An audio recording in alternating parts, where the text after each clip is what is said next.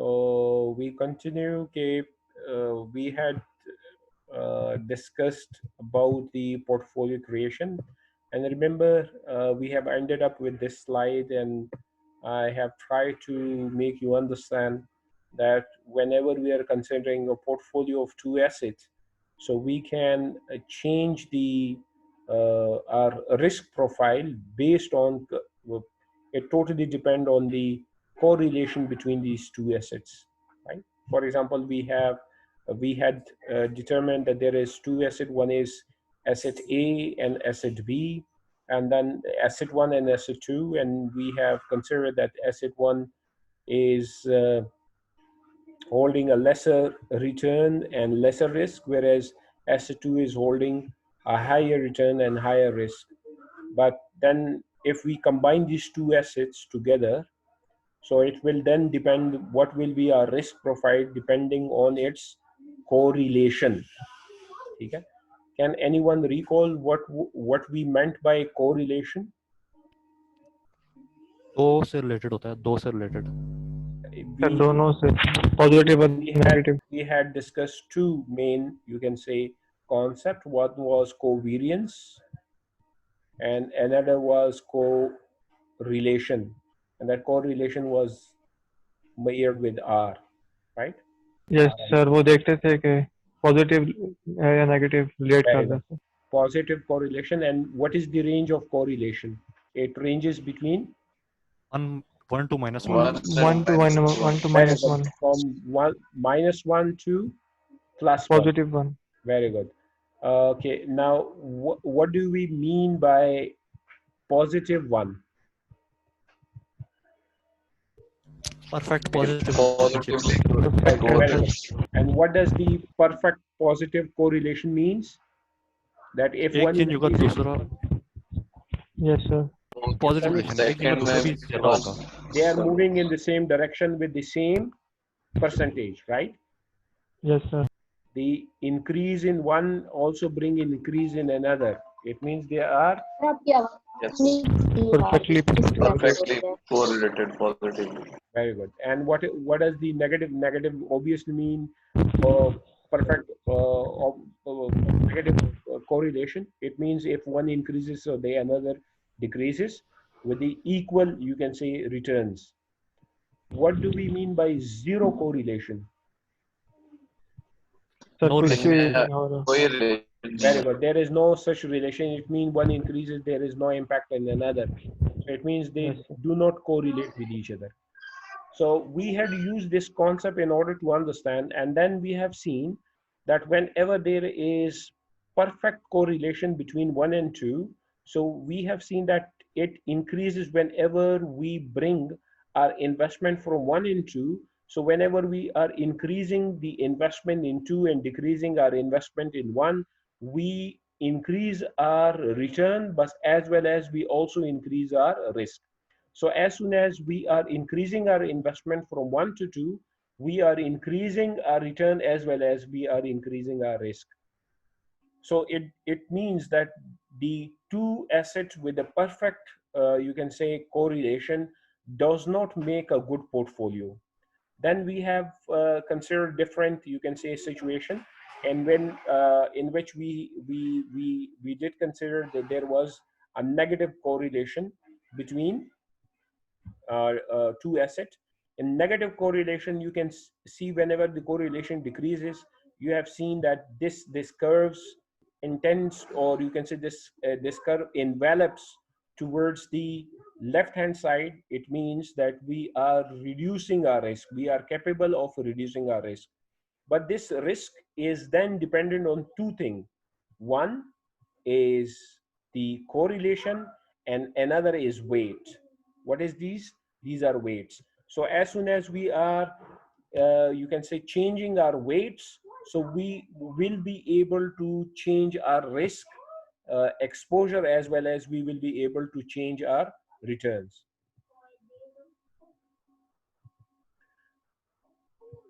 So for example, right here, what does this yellow line means? Yellow line means that if we start with two, we have investment in two, and we want to reduce our risk, but we do not want to reduce our return as in 1.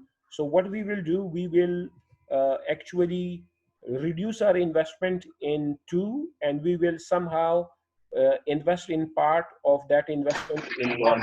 So this will reduce our risk, as well as it is reducing our returns. But as soon as we are, you can say, divesting from 2 and investing in 1, or we can say we are assigning different investment weights, we are capable of reducing our risk, right? And you can find out up to this point, right? Up to this point, this is the optimal point. After that, even if we are reducing our investment from 2, we will not be able to reduce our risk further, right? So this is possible with what? This is possible with only positive plus 0.5 correlation. So as soon as the correlation is moving from positive towards negative, you can find out our envelopes start extending toward left. It means that we will be able to reduce our risk, but we will be able to maintain a higher returns, right? We will be able to maintain a higher return. So this was the end of our, you can say, discussion in previous lecture, what we had, you can say, discussed. And right here, we have tried to understand that by only changing the weights of investment, we will be able to derive a portfolio in which we can hold different weights of the, you can say, 2 different assets, and and we will be able to reduce our risk, but maintaining our return at the highest possible level. So let's see, for example, if I can ask you that, for example, we have portfolio F, we have portfolio G, we have portfolio H, I, J, K, and this 1. So what do you think, which portfolio is considered to be a best combination? I or J, sir. I or I J? है Why? sir. Yes. So if we are sir इसमें considering, for example, the least riskier portfolio is which one? The least riskier. Sir J J. है. J. The least riskier portfolio is J. It means by only changing the weight, we will be able to derive a portfolio with the least level of risk. So it Yes. then totally depend on investor, that whether the investor utility is, you can say, satisfied on this J or not, or whether the investor will be happy to go with a little bit higher higher risk,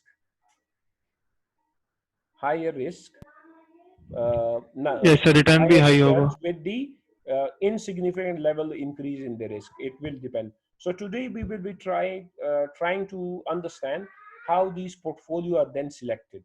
Though we have seen that these correlation can be a good measure of identifying that how we will be able to reduce the risk by combining 2 different assets with each other. So today we will then discuss the estimation issues and creating a portfolio. Remember, I have told you previously as well, if for example we have 2 assets, A and B, that how many correlation are we required to find out? How many correlation? Only 1. We will be required to find only 1 correlation, that is correlation A and B. But for example, we have 3 assets, A, B, C. How many correlation we will be required in this case? We will be 3. required a further correlation between A and C, and we will be A and required to C. find a correlation B and between C. B and A C. and Very C. good. So we will be required to find out 3 correlation. But when we increase this number to from ABC up to D, then we will be required to have how many correlation? Sir, 5 I think. 6. Then A we and will B, be B and required C, to, C and D, you and can A say, and D. make a correlation between A, B, A, C, A, D, right? So 3 are 12 होंगे. these.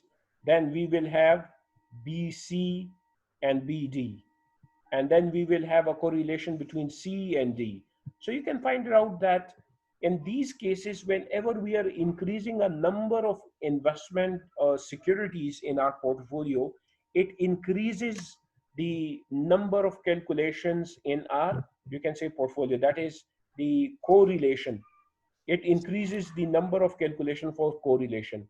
Like for example, if we are considering an asset that is holding 100 different portfolio of 100 different assets, so for this we will be required to calculate how many? We will be required to calculate 4,950 almost correlation estimation.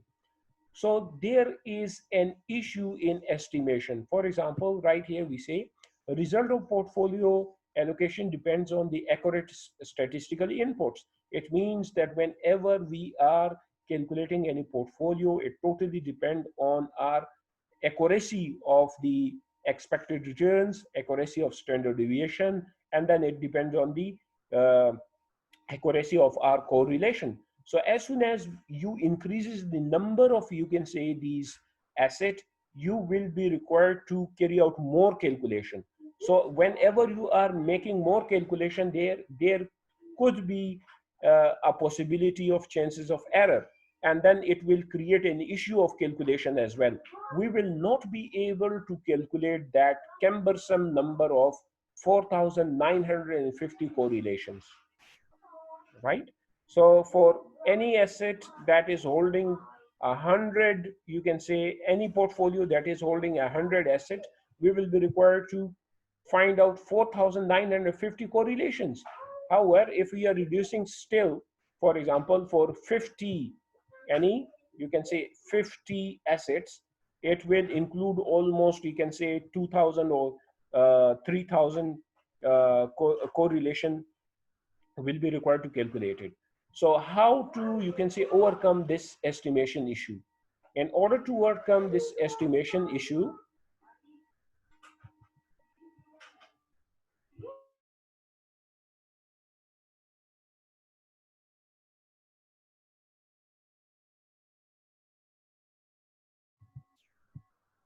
बच्चे को भी समझाना है, वो यहीं पे खेल रहा है, आप लोगों को आवाजें भी आ रही होंगी डिस्टर्बेंस की। अच्छा, तो मैंने क्या बात की कि सर आप खेलने में हम बाद में पढ़ेंगे। तो ये जो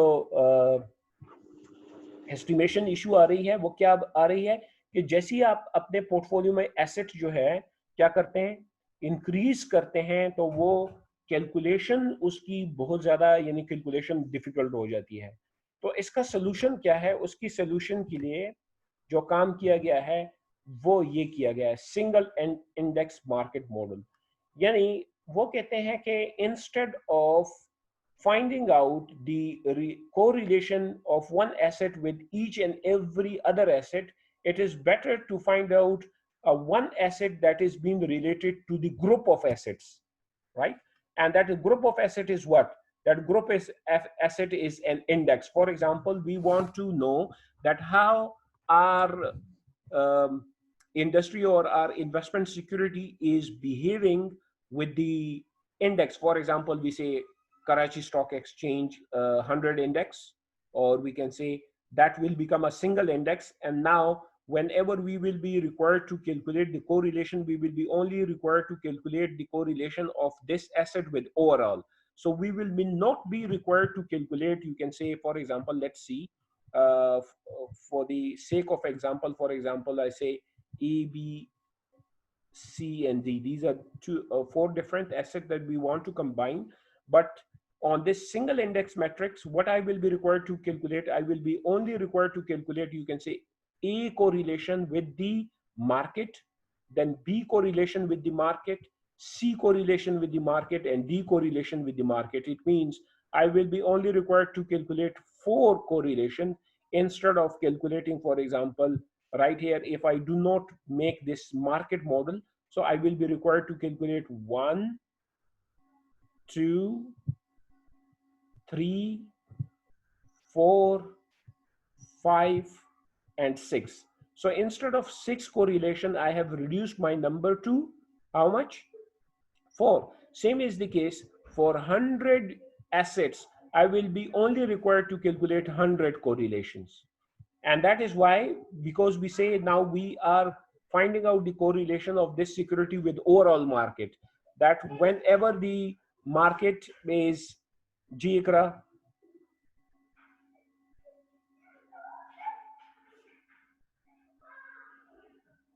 Ikra,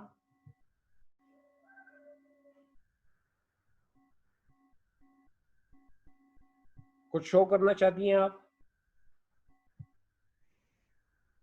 या आप टेस्ट कर रही थी?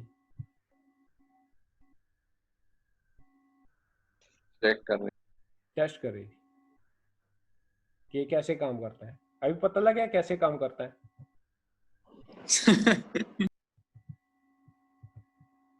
ठीक है. तो for any, you can say, a portfolio that is holding 100, you can say, assets, so we will not be required to calculate 4,925 correlation. Instead, we will be required to only calculate 100 correlation. And how it become possible? That is become possible because we say that we need to test this security, that how this security behave with the overall market, that whenever the overall market performance is increasing, whether there, you can say, this security increase its performance, or whether there is different, it means we are actually finding out correlation between an asset and overall market. This assumption then will also help us whenever we will be studying capital asset, you can say, pricing model, or capital asset pricing models, right, or capital markets model. So in single index market, what we do, what is this RI? RI is actually the correlation. So the correlation of any asset is equal to constant plus the beta of returns with the market. And what does the RM, you can say, this indicate? It indicate the market returns, that how does this correlate with the market returns. So this is actually, you can say, a linear regression formula. And with this linear regression formula, we will be able to calculate the relationship based on the beta, that what is the beta of that asset. For example, if this beta is positive, so we will say this is positively correlated. If this beta is negative, so we will say it is negatively correlated. So beta can once again range from, you can say, 1 up to something, some point. But what does it indicate? It indicate that whenever there is a change in market, whether there brings a positive change in return of our security, or whether it brings a negative change. So you can see, decreases the estimation or issue. It make it plausible to create a portfolio on based of different assets. So what is beta I? The slope of coefficient that relates the returns for security I to the returns of the aggregate stock market. This is aggregate stock market. So RM, the return of the aggregate stock market. This will become, you can say, more, you can say, understandable when we start working on capital asset pricing model. And capital asset pricing model, we will be able to find out how to calculate these returns of any security. But this is also helping us in driving the portfolio for different number of assets in our portfolio.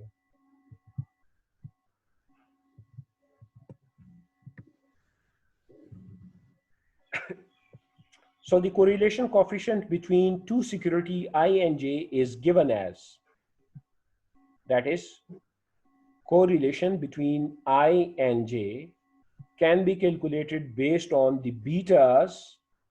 These betas are calculated from where? These beta are calculated from this regression model. The beta for I and then beta for J.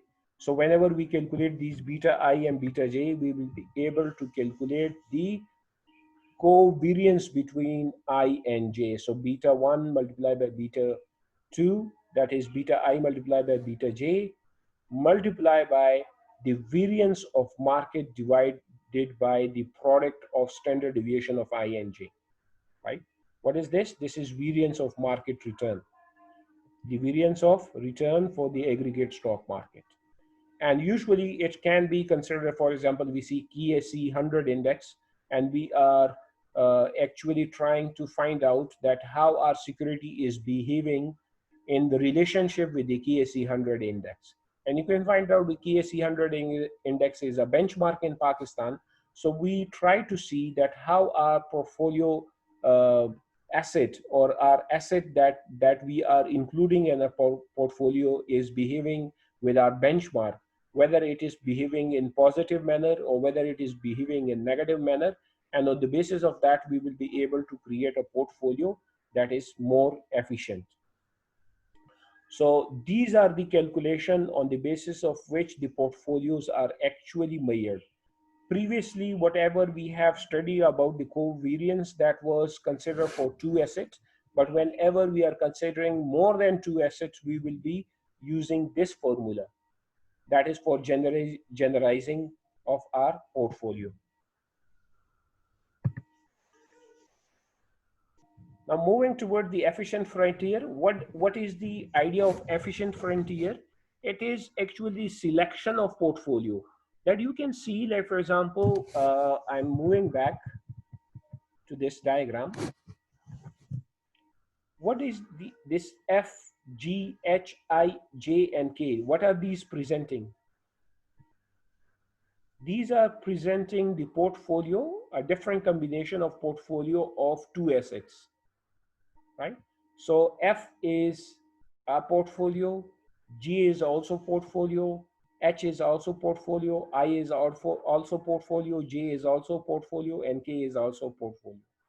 So we want to see that which portfolio is mostly acceptable portfolio. So in order to understand how these portfolio are accepted by investor, obviously we see it will be dependent on the investor on expected returns, and it will be dependent on the investor exposure. So now we are trying to understand how the investor will select the portfolio for their investment purpose. For this purpose, we will be required to understand the concept of the efficient frontier. Now, what is the efficient frontier? The efficient frontier represents that set of portfolio with the maximum rate of returns for every given level of risk, or the minimum risk for every level of returns.